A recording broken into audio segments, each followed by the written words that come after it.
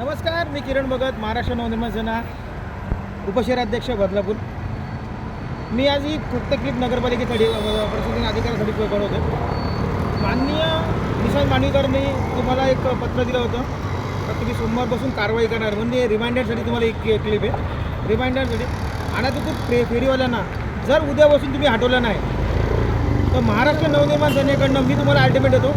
येत्या 48 तासामध्ये जे बदलापूरमध्ये घडेल ती संपूर्ण जिम्मेदारी प्रशासकीय अधिकाऱ्यांची असेल. कारण का तुम्हाला पत्र देऊन जर तुम्ही अनधिकृत फेरीवाल्यांना हटवू शकत नसाल तर तुम्हाला पगार घ्यायचा अधिकार नाही.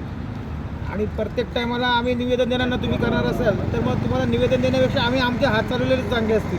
आणि या फेरीवाल्यामुळे आज जे ट्रॅफिक निर्माण होते, संध्याकाळी तुम्ही येऊन बघा, रविवारचा दिवस असो, बदलापूरले सुट्टीसाठी बाहेर निघायचं पण एवढी ट्रॅफिक दिसावच्या बाहेर ट्रॅफिक होती. आम्हाला ट्रॅफिक पोलिसांना काही बोलतच नाही आहे.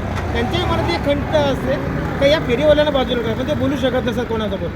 पण मी आज सांगतोय का जर उद्यापासून नगरपालिकेने कारवाई केली नाही तर 48 तासामध्ये महाराष्ट्र नवनिर्माण सेना आपल्या रस्त्याने कारवाई करेल आणि संपूर्ण जिम्मेदारी प्रशासकीय अधिकाऱ्याची असेल. जय हिंद, जय महाराष्ट्र.